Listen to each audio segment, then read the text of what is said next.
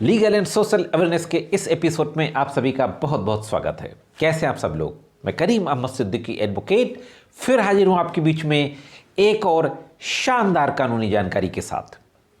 मेरे दर्शकों और सब्सक्राइबर्स के द्वारा एक सवाल जो सबसे ज़्यादा पूछा जाता है कि अगर किसी क्रिमिनल मामले की पुलिस ऑफिसर के द्वारा फेयर और प्रॉपर इन्वेस्टिगेशन नहीं किया जा रहा है तो क्या लीगल स्टेप्स लिए जा सकते हैं, किस तरीके की कानूनी कार्रवाई की जा सकती है अगर किसी पुलिस अधिकारी के द्वारा किसी क्रिमिनल मामले की सही तरीके से और निष्पक्ष तरीके से विवेचना ना की जा रही हो। तो आज की वीडियो में इसी के संबंध में बातचीत करने जा रहा हूं, तो जुड़े रहें आखिरी तक। देखते हैं कि इस संबंध में क्या कुछ लीगल इंफॉर्मेशन अवेलेबल है। साथियों, वैसे तो मैंने बहुत पहले इस टॉपिक में भी एक वीडियो बनाया था कि अगर पुलिस फेयर और निष्पक्ष इन्वेस्टिगेशन ना करे तो क्या किया जा सकता है।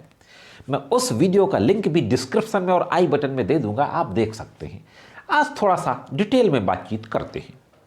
कहीं पर भी किसी भी पुलिस स्टेशन पे जब कोई क्रिमिनल मैटर रजिस्टर्ड किया जाता है तो इसके बाद एक पुलिस ऑफिसर को डिप्यूट कर दिया जाता है इन्वेस्टिगेटिंग ऑफिसर बना करके, और फिर उसकी जिम्मेदारी होती है कि उस मामले का फेयर इन्वेस्टिगेशन करे। यानी इन्वेस्टिगेशन के दौरान वो मौके पर जाता है, साइट प्लान तैयार करता है, इन्फॉर्मेंट के स्टेटमेंट लेता है, इंसिडेंट यानी घटना से रिलेटेड विटनेसेस की भी स्टेटमेंट रिकॉर्ड करता है। अगर कोई इस तरीके का सबूत है जिसको कि फॉरेंसिक लैब भेजना है या किसी एक्सपर्ट की ओपिनियन लेना है तो ये सारा काम इन्वेस्टिगेटिंग ऑफिसर का होता है।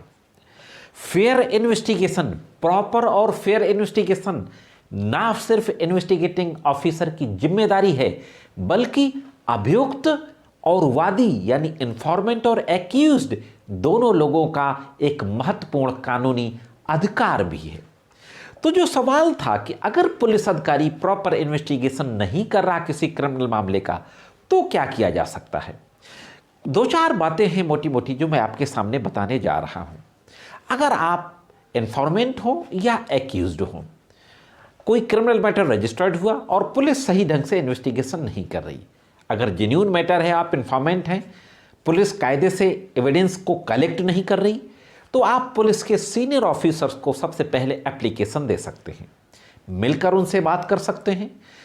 रजिस्टर्ड पोस्ट के जरिए भी पुलिस के सीनियर ऑफिसर्स को एप्लीकेशन दे सकते हैं और उन तमाम एविडेंसेस का जिक्र कर सकते हैं जिनको इन्वेस्टिगेटिंग ऑफिसर कलेक्ट नहीं कर रहा है। उन विटनेसेस का भी जिक्र कर सकते हैं जिनके स्टेटमेंट इन्वेस्टिगेटिंग ऑफिसर के द्वारा रिकॉर्ड नहीं किए जा रहे हैं।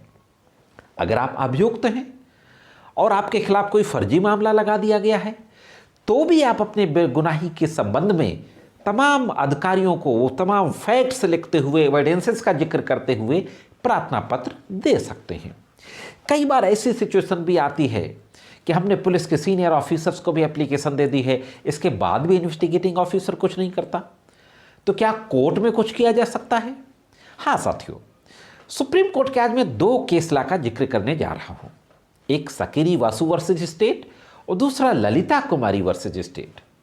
इन दोनों मामलों में सुप्रीम कोर्ट ने इन्वेस्टिगेटिंग के संबंध में बहुत महत्वपूर्ण बातें कही हैं। हालांकि ढेर सारे मुकदमों में हाई कोर्ट और सुप्रीम कोर्ट ने कहा है कि फेयर एंड प्रॉपर इन्वेस्टिगेशन करना इन्वेस्टिगेटिंग ऑफिसर की जिम्मेदारी है। सकेरी वासु में कहा गया सुप्रीम कोर्ट के द्वारा कि अगर इन्वेस्टिगेटिंग ऑफिसर किसी मामले का फेयर और प्रॉपर इन्वेस्टिगेशन नहीं कर रहा है तो मजिस्ट्रेट के समक्ष एप्लीकेशन दी जा सकती है और मजिस्ट्रेट से ये प्रेयर की जा सकती है कि आईओ को डायरेक्शन इशू किया जाए कि इस मामले का प्रॉपर इन्वेस्टिगेशन इंश्योर करे। उस स्थिति में मजिस्ट्रेट आईओ को हर वह सुटेबल ऑर्डर पास कर सकता है जो प्रॉपर इन्वेस्टिगेशन को इंश्योर करे। केस डायरी को सम्मन कर सकता है, केस डायरी को पेरूज कर सकता है, आईओ से पूछा जा सकता है कोर्ट के द्वारा कि फला फला काम आपने क्यों नहीं किया।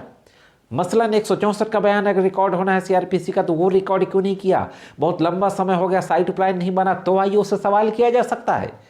इस तरीके से अगर आप कोर्ट में एप्लीकेशन देते हैं और मजिस्ट्रेट केस डायरी सम्मन करता है, आईओ से तमाम तरीके के सवालात करता है, तो फिर इन्वेस्टिगेटिंग ऑफिसर पर एक प्रेशर बनता है फेयर इन्वेस्टिगेशन करने के लिए। इसी के साथ साथ सुप्रीम कोर्ट का एक और केस ला है ललिता कुमारी वर्सेज स्टेट। इसमें भी ऑनरेबल सुप्रीम कोर्ट ने कहा कि अगर कोर्ट 156(3) में ऑर्डर करती है या एफआईआर रजिस्टर्ड होती है तो 24 घंटे के अंदर रजिस्टर करने के बाद उस मामले का फेयर इन्वेस्टिगेशन शुरू कर देना चाहिए। और फेयर इन्वेस्टिगेशन इंश्योर हो, यह मजिस्ट्रेट को पावर है कि इस तरीके का कोई भी ऑर्डर पारित कर सकता है।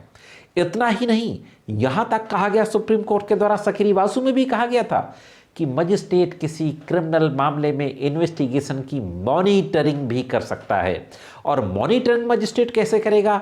जाहिर है कि आईओ से रिपोर्ट मांगेगा, जिसको प्रोग्रेस रिपोर्ट बोलते हैं। आईओ से केस डायरी तलब करेगा पेरूज करने के लिए कि क्या किया गया अभी तक, क्या नहीं किया गया। तो यह कुछ थे, कुछ महत्वपूर्ण स्टेप्स थे जिनको लिया जा सकता है। एक और महत्वपूर्ण बात जो आपको इस संबंध में बताना जरूरी है कि अगर आपको यह लगता है कि पुलिस बिल्कुल भी काम नहीं कर रही, तो हाई कोर्ट में एक कॉन्स्टिट्यूशनल रिट दाखिल की जा सकती है। मैंडामस रिट भी दाखिल हो सकती है और क्रिमिनल रिट भी हो सकती है। और हाई कोर्ट से ये कहा जा सकता है कि आईओ को प्रॉपर इन्वेस्टिगेशन करने हेतु डायरेक्शन दिया जाए। तो ऑनरेबल हाई कोर्ट के द्वारा भी इस तरीके के डायरेक्शन इन्वेस्टिगेटिंग ऑफिसर के लिए दिए जा सकते हैं।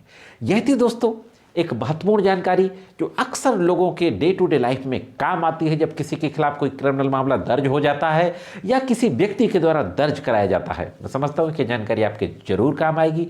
जानकारी कैसे लगी कमेंट्स करके जरूर बताएं। आज के वीडियो में सिर्फ इतना ही। मिलते हैं किसी अन्य वीडियो में कानून की कुछ अन्य जानकारियों के साथ। तब तक कानून की विभिन्न तरीके की जानकारी के लिए देखते रहें लीगल एंड सोशल अवेयरनेस।